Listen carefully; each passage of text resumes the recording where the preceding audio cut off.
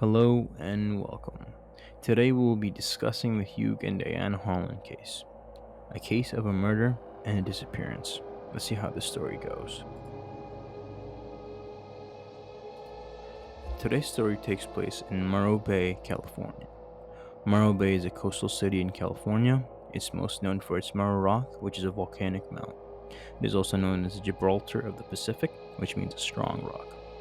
The population at the time when the crime took place was 9,064 people.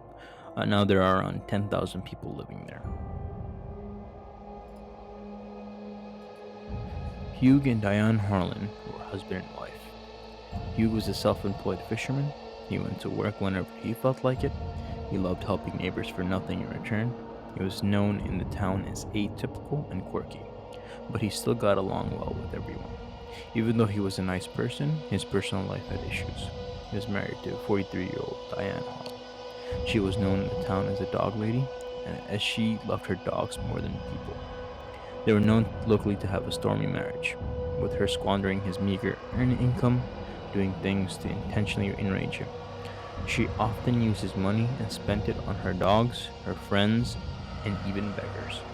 Sometimes she would serve him dog food for dinner. According to one rumor, she even baked it into a casserole.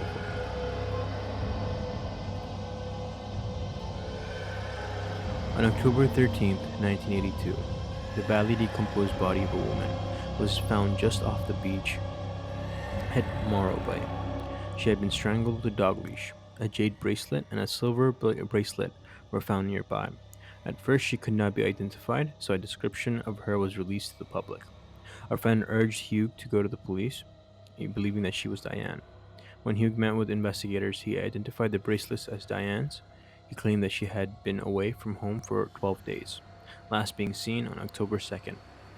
He said he was not worried until he heard about the body. The investigators considered him as a suspect since he never reported her missing and had an obviously stormy relationship with her. However, he claimed that she would often leave for days without contacting him. Initially, he claimed the dogs returned home with their leashes on. However, after finding out Diane was killed with a leash, he claimed they had no leashes on. Hugo said he wasn't worried about Diane's whereabouts because he thought she had gone to Colorado or Orange County to visit her Swami, which is a male Hindu priest. According to Hugh, Diane wanted to seek condolences over the death of one of her beloved dogs, an Afghan named Ratzel. This was because Diane, who claimed to be able to predict the future, had a dream that told her if anything happened to Ratzel, she would also die. Diane's husband claimed it was a disgrace that they were considering the case a homicide. He believed she had died from an aneurysm, which is an enlargement of an artery due to the weakening of the artery wall, and when it ruptures, it can be life-threatening. And this was because she regularly forgot to take any medication that was required for it. Hugh was eventually deemed innocent, and Diane's murder became a cold case.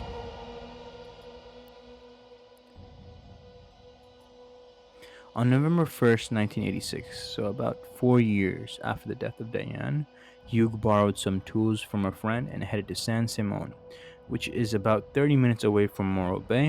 It's another city there, for a small construction job.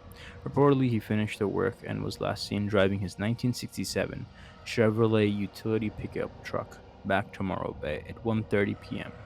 Steve Matthew, a friend of Hughes, received a phone call from a mutual friend in Cambria saying he had found Hughes' truck sitting on the side of the road. Matthew and another friend, Eddie Grims, went to see the vehicle. The hood was up, but the doors were locked. On the dash were Hughes' glasses, a tin of tobacco, and a tin with a ragweed pot he regularly smoked. His lunch, sleeping bag, backpack, and tools he had borrowed were also in the pickup. The keys to the vehicle were found a few feet away. Oddly, the truck's fuel line had been removed. There are two theories as to what happened to Hugh and Diane. The first theory is that Hugh killed Diane and staged his own disappearance. There is one major flaw with this. Why did he wait 4 years? He could have done it much sooner. The second theory is that what police believe is that Hugh knew more than he was letting on, and he did not tell the police officers because he was afraid. And they believe 4 years after the killer or killers got to him. Let me know what you guys think down below.